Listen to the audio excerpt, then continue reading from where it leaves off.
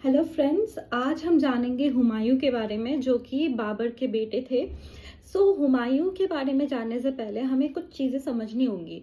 हुमायूं जब 1530 में उनको थ्रोन दिया गया after the death of Babur, जब उनको थ्रोन दिया गया तो उस टाइम पे 1530 से लेकर 1540 तक उन्होंने बहुत अच्छे से रूल किया। लेकिन क्योंकि वो फाउंडेशनल ही चल रहा था अभी मुगल डायनेस्टी, तो उनको बहुत कुछ फेस करना पड़ा। उनको अपने भाइयों के साथ compete करना पड़ा, बहुत सारे बैटल्स उन्होंने किए। फिर आया बैटल ऑफ चौसा जो कि 1539 में उन्होंने शेरशाह सूरी के अगेंस्ट वो हार गए।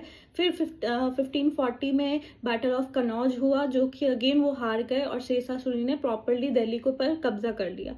आफ्टर दैट हुमायूं पर्शिया चले गए। वहाँ पे उन्होंने कुछ हेल्प लेकर आर्मी इकट्ठा की और 1555 में, मतलब 15 साल बाद, शेरशाह सूरी का जो टेन्योर था वो लगभग 1540 से लेकर 1555 तक था और उनका डेथ हो गया था 1555 में, जिसकी वजह से सूरी डायनेस्टी बहुत ज़्यादा ही कमज़ोर हो गई थी। शेरशाह सूरी के बारे में हम फर्दर नेक्स्ट लेसन में पढ़ेंगे, बट ये समझना ज़रूरी है कि उसके बाद जब उनका डेथ हो गया, सूरी डायनेस्टी कमज़ोर हो गई, तो उस टाइम पे हुमायूं ने अटैक किया और फिर वो जीत गए बैटल।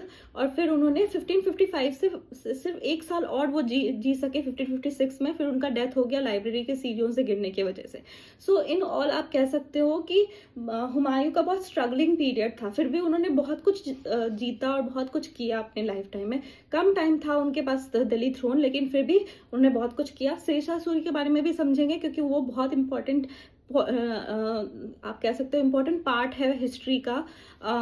तो वो भी हम समझेंगे और फिर हुमायूं के बेटे जो कि अकबर हैं उनके बारे में भी हम बहुत कुछ समझेंगे।